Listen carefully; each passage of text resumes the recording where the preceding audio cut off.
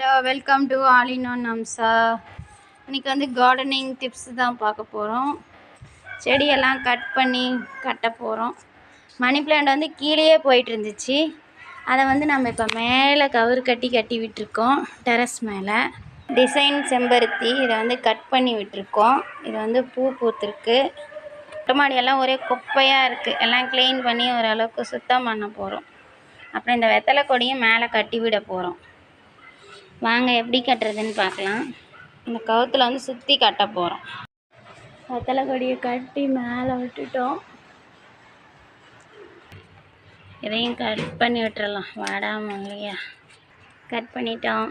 அடுத்தது குண்டு மல்லி வச்சு பூவெல்லாம் வச்சுருக்கு பாருங்கள். நானே நட்டு வச்சது உங்ககிட்ட காமிச்சிருக்கேன்ல. இதையும் கட் பண்ணி விட போகிறேன்.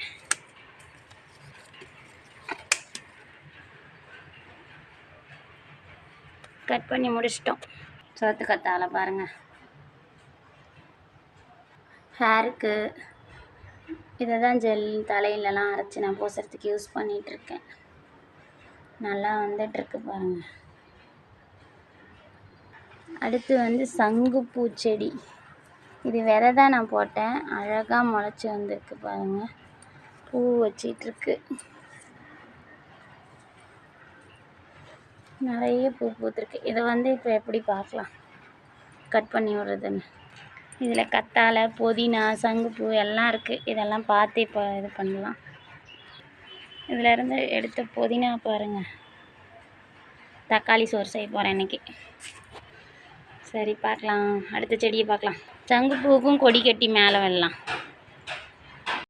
எல்லா செடியுமே நவுத்தி விட்டு தான் க்ளீன் பண்ணுறேன். இது மாதிரி கல் வச்சுருக்கேன். ஏன்னா தண்ணி மழை பெஞ்சா ஊற்றுனா வடிஞ்சு டக்குன்னு போகணுங்கிறதுக்காக. இப்போ இந்த இடத்த கூட்டி விட்டுறலாம். இப்போ கூட்டி விட்டோம். வெத்தலை செடிக்கு பக்கத்துலேயே சங்குப்பூ செடியும் வச்சு கொடி கட்டி விடலாம். கவர் இதையும் கவர் வச்சு மேலே கட்டலாம். இதெல்லாம் அரேஞ்ச் பண்ணிட்டோம். இதில் பாருங்கள் கரிசலாங்கண்ணி வச்சுருக்கோம். இது இன்னொரு செடி நட்டோம். அது தொளித்து வந்திருக்கு குண்டு மல்லி. அதுக்கப்புறம் இதில் கரிசலாங்கண்ணி நட்டிருக்கோம். வெள்ளை கரிசலாங்கண்ணி. இந்த செடி கிடைக்காம நான் எங்கெங்கே அலைஞ்சேன் தெரியுமோ. அதனால் இதை வீட்லேயே நட்டு வைக்கலான்ட்டு நட்டு வச்சுருக்கேன். சரி, அடுத்து இந்த ரோஜா செடியெல்லாம் பாருங்கள் எப்படி இதாகிடுச்சுன்ட்டு. அதனால் இதெல்லாம் கட் பண்ணி விட்டுக்கலாம். இதெல்லாம் கட் பண்ணியாச்சு. எல்லாம் தொழுத்து வருகிறது. இதெல்லாம் இப்போ தான் மொக்கு வைக்கிறது. இது கட் பண்ண தேவையில்ல. இதை தான் கட் பண்ணணும். இதை கட் பண்ணி விடலாம். எல்லாத்தையும் கட் பண்ணி விட்டுறலாம். இதெல்லாம் கட் பண்ணிட்டோம். இதில் இருந்து ஒரு குச்சி எடுத்து இதில் நட்டு வைக்க போகிறேன். வர்றது வரட்டும். பளிச்சுன்னு எல்லாம் கட் பண்ணியாச்சு. நான் அந்த மொட்டை மாடி ஆரம்பித்து 4 வருஷம் ஆகுது. 4 வருஷத்தில் நான் வச்ச குண்டு மல்லி செடி இது தான்.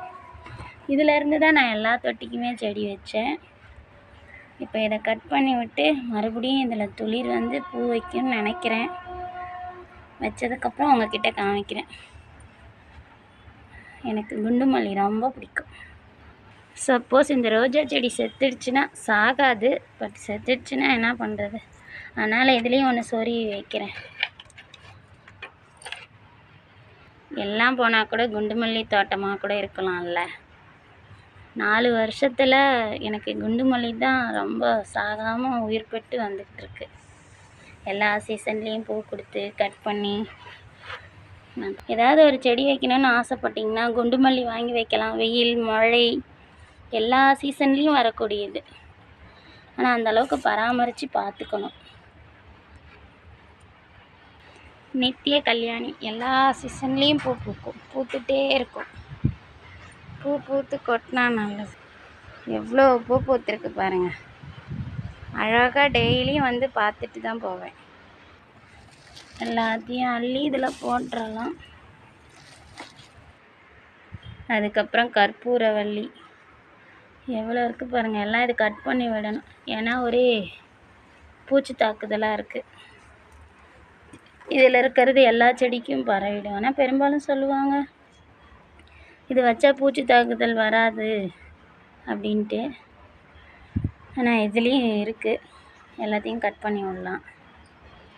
எறும்பு நிறைய இருக்குது, எல்லாத்தையும் கட் பண்ணிட்டோம்.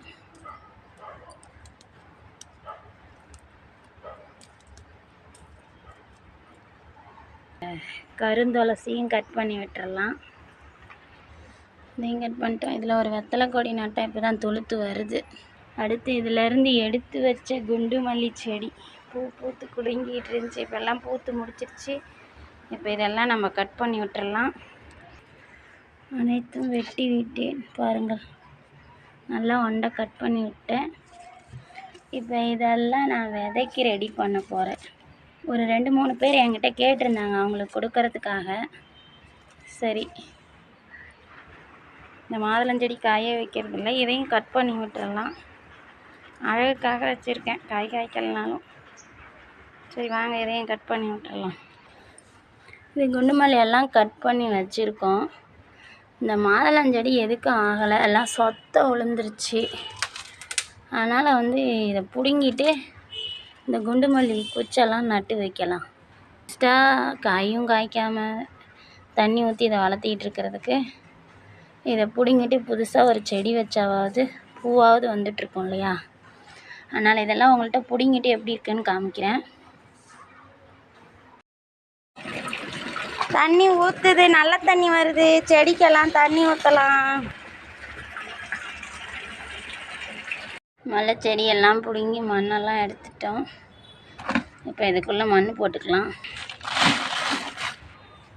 மண் ரெடி பண்ணிட்டோம்.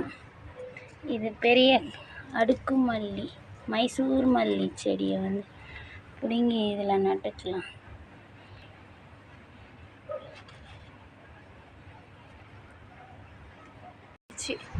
எல்லாம் க்ளீன் பண்ணி முடிக்கவே பாருங்க.